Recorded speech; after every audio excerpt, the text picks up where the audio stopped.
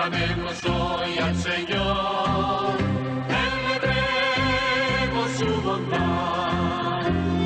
Cantad un cántico nuevo, cantad a Dios tierra entera, porque hizo Dios maravillas y nos dio la salvación. Aclamemos hoy al Señor con canciones de alegría. Aclamemos hoy al Señor, celebremos su bondad. Hizo alianza de amor en Jesucristo su Hijo. Él es el libertador, es nuestra luz y camino. Aclamemos hoy al Señor con canciones de alegría. Aclamemos hoy al Señor, celebremos su bondad. Buenos días, amigos y amigas. En estos días, hoy concretamente en que hablo esto, 20 de noviembre, se celebra o se recuerda la muerte del general Franco, que tuvo lugar el 20 de noviembre de 1975, hace por tanto 50 años. En todos los medios de comunicación social ha salido algo sobre todo ello, principalmente sobre la transición de la dictadura a la democracia. En nuestros días hay grupos de gente, sobre todo joven, instigados por otros a través de los medios de comunicación social, sobre todo de las redes sociales, buscando y viendo modos de volver a aquella situación, anhelando, añorando todo lo que fue el franquismo. La verdad, lo que hemos vivido aquello no lo entendemos. ¿Cómo puede ser eso? Yo no entiendo, por ejemplo, que pidan que volver a los tiempos de la dictadura cuando en ella no había libertad de ninguna clase, ni de expresión, ni de reunión, ni siquiera de religión, porque todos teníamos que estar bajo la misma religión que era la religión del Estado, la religión católica, y no había libertad religiosa, no podía venir o manifestarse públicamente ningún otro sentimiento religioso distinto del católico. No sé cómo se puede añorar y buscar el volver a aquellos tiempos cuando tanta gente murió, tanta represalia hubo en la guerra y después de la guerra, cuando el que inició la guerra dio un asalto contra el gobierno legalmente establecido por las votaciones entre el pueblo, etcétera. No entiendo, no comprendo. Para que os hagáis un poco de idea, yo ciertamente durante muchos años, porque así nos enseñaron y así vivimos en el seminario, yo digo, viví aquello intensamente y se conseguía nada en la gente, sino el tener oprimido a todo el mundo. No se podía trabajar los domingos porque había una ley que lo prohibía, fuera por necesidad o fuera por capricho, pero no se podía trabajar y se denunciaba todo aquello. En tiempos determinados, por ejemplo en Cuaresma, no podía haber bailes públicos y los bailes agarrados no se consentían.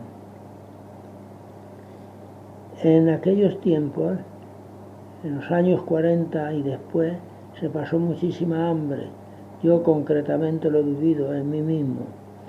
Hasta el año 1952 tuvimos nuestras cartillas de racionamiento con las que íbamos y nos daban un trocito de pan que nos correspondía, pagándolo lógicamente, y un poquito de aceite, lo que fuera, pero racionado hasta 1952. En aquellos años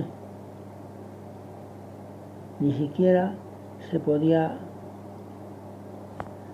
mover uno libremente. Por las noches en mi pueblo, y me acuerdo en el verano, la Guardia Civil iba y a los jóvenes que estaban en un lugar determinado por la noche tomando el fresco y hablando entre ellos, la Guardia Civil a las 12 de la noche se presentaba y les decía a casa, y todos se tenían que ir a casa y no había más remedio y nadie podía protestar por ello. La Iglesia tenía un gran maridaje, vivía un gran maridaje con el Estado. La Iglesia era la que en último término mandaba, puesto que en los principios del movimiento había una norma que decía: todas las leyes que salgan del Parlamento tendrán que ser de acuerdo con la moral y las normas de la Iglesia Católica, que es la única verdadera y la única que aquí se admite porque es Iglesia del Estado. Y así se tenía que hacer. Los obispos tenían 2 representantes en las Cortes, que no habían sido elegidas por el pueblo, sino por imposición, por normas. La libertad de reunión no existía. Si había 2 o 3 o el grupo que fuera en la calle misma reunido, iba la policía y si no era de acuerdo con lo que decía la ley, fuera, los dispersaba. No había libertad de expresión. Ningún periódico, nadie podía decir nada en contra del régimen. Es decir, la censura estaba hasta en el cine y en las puertas de las iglesias se ponía en la cartelera la censura de las películas que ponían en el pueblo o ponían aquí en la ciudad. Únicamente podían reunirse en los locales de la iglesia, los católicos, lógicamente. Las mismas predicaciones de la iglesia eran ya en los últimos tiempos vigiladas por los policías. Iban los policías aquí en Talavera concretamente, en la iglesia de San Andrés, todos los domingos teníamos algún policía que vigilaba y estaba atento a lo que el sacerdote decía para denunciarlo después o comunicarlo al gobernador civil, que a la vez se lo comunicaba al obispo para que procediese con respecto al que el sacerdote que había dicho aquellas cosas. La iglesia estuvo de tal manera sometida al Estado que fue la gran privilegiada del Estado. El Estado le dio todo y concedió todos los privilegios que quiso, sobre todo en enseñanza, en educación, en los colegios. Hasta en los domingos los maestros tenían por ley obligación de abrir el colegio para recibir allí a los niños y llevarlos a misa a todos en fila. Y estar allí con ellos hasta que la misa terminaba, para que estuvieran tranquilos, estuvieran quietos los niños. La religión se impuso de tal manera que el Estado de alguna manera estaba sometido a ella por aquel principio que decíamos de todas las leyes tienen que estar de acuerdo con la moral de la Iglesia y con las normas que ella diera. El Estado, por otra parte, se aprovechaba bien de la Iglesia y la tenía sometida para que no dijera nada. Había tal maridaje que cuando Franco iba a algunas ciudades, concretamente a Toledo, lo he visto yo muchas veces, cuando iba, entraba en la catedral bajo palio y el órgano tocaba a todo volumen para recibir al jefe del Estado, al dictador.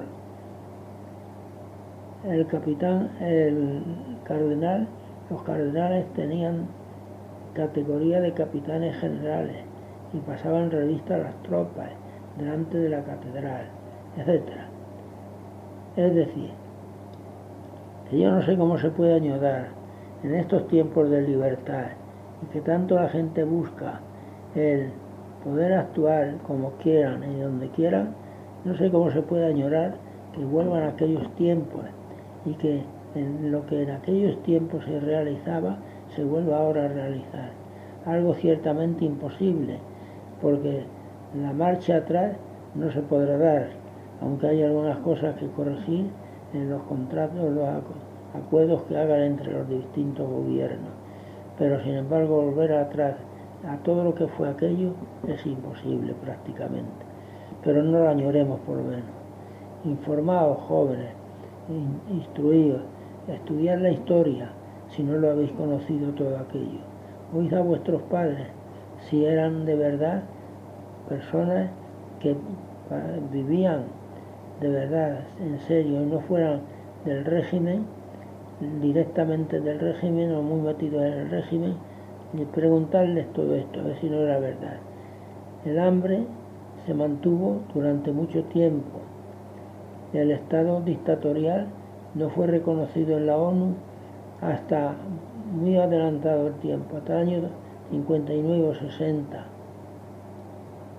Es decir, que aquella dictadura no podemos de ninguna de las maneras defenderla y no podemos de ninguna de las maneras añorarla y querer volver a ella. Sus modos y maneras no son dignos ni de acuerdo con los derechos humanos. Aquello es algo que se rechaza solamente con conocerlo, estudiarlo, pero estudiarlo en la historia de verdad, no en las historias que entonces se escribían. Amigos y amigas, que no nos dejemos engañar, que los bulos, las cosas que nos vienen por las redes sociales no son todas tales cuales dicen, sino todo es según el que lo dice y para lo que lo dice. Seguramente que algunos dirán, es que hoy hay mucha corrupción. Y yo digo, es cierto, es verdad, lo conocemos todos y se denuncia y los periodistas lo baten y debaten constantemente en los medios de comunicación social. Pero entonces quizá había más corrupción todavía, lo que pasa es que no lo conocíamos, no salía nada en la televisión, ni salía nada de ello en los periódicos, sino todo parecía que estaba en paz, tranquilo, porque sencillamente nadie conocía lo que en los entresijos del gobierno y de los cercanos a él existía. De modo que no podemos decir por eso que aquello sea añorable, sino al contrario. La corrupción hay que conocerla ciertamente, a lo mejor exageradamente ya lo hacen, pero hay que conocerla, denunciarla y combatirla por todos los medios posibles. Dicen también algunos, es que Franco hizo muchas cosas importantes, como por ejemplo pantanos, como por ejemplo el regadío en algunos sitios.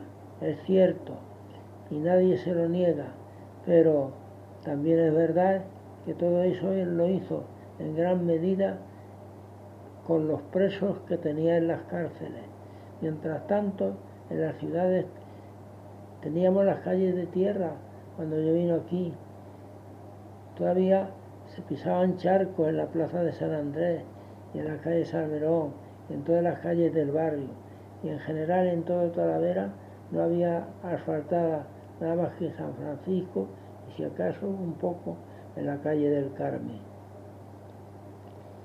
Es decir, que en el franquismo se hicieron cosas, pero algunas de las que hoy nos estamos arrepintiendo, como por ejemplo el trasvase Tajo Segura, que hoy nadie queremos, pero entonces nadie dijo nada porque no se podía manifestar. Esta es la celebración de la festividad de Cristo Rey. El texto del Evangelio está tomado de San Lucas, capítulo 23, versículos 35 al 43. En aquel tiempo, los magistrados hacían muecas a Jesús diciendo, a otros ha salvado, que se salve a sí mismo si él es el Mesías de Dios, el elegido. Se burlaban de él también los soldados que se acercaban y le ofrecían vinagre diciendo, si eres tú el rey de los judíos, sálvate a ti mismo. Había también por encima de él un letrero, este es el rey de los judíos. Uno de los malhechores crucificados lo insultaba diciendo: ¿No eres tú el Mesías? Sálvate a ti mismo y a nosotros. Pero el otro, respondiéndole e increpándolo, lo decía: ¿Ni siquiera temes tú a Dios estando en la misma condena? Nosotros en verdad lo estamos justamente, porque recibimos el justo pago de lo que hicimos. En cambio, éste no ha hecho nada malo. Y decía: Señor, acuérdate de mí cuando llegues a tu reino. Jesús le dijo: En verdad te digo, hoy estarás conmigo en el paraíso.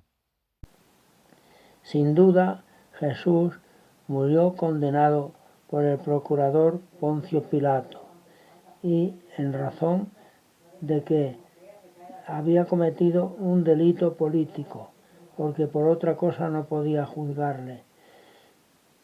Y aunque él no veía delito en él, en Cristo, los fariseos, los sacerdotes, los letrados, le acusaban delante de él diciendo: Este es reo de muerte, y si tú no le condenas, no serás amigo del César. Entonces, ante esta situación, Pilato se vio un poco forzado a condenar a Jesús, y así lo hizo. ¿Y cuáles eran las razones políticas por las que Pilato condenó a Jesús? En el derecho romano se consideraban leyes obligatorias cuyo no cumplimiento constituían delito la defensa de la propiedad privada y la obligación de tributar honor, respeto y hasta culto al emperador. Estas leyes Jesús directamente no las incumplió.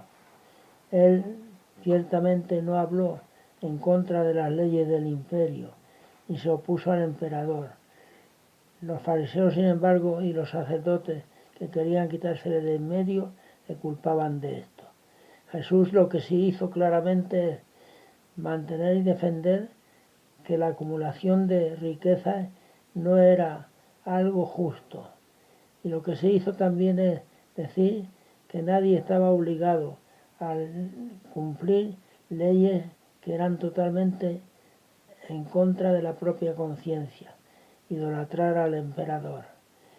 Él defendió todo eso, pero no se puso en contra directamente de las leyes, sino que lo defendió con su mensaje, con el mensaje que transmitió y con el ejemplo de su vida.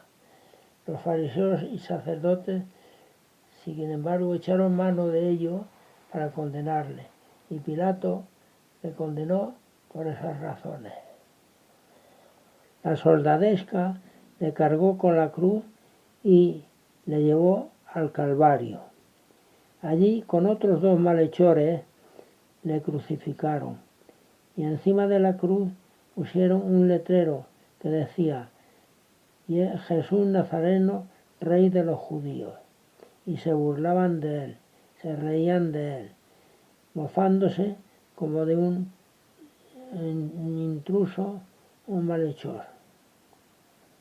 La festividad de Cristo Rey se introdujo por el Papa Pío XI en el año 1925, en que el Papa estaba en el Vaticano recluido después de haberle quitado los estados pontificios.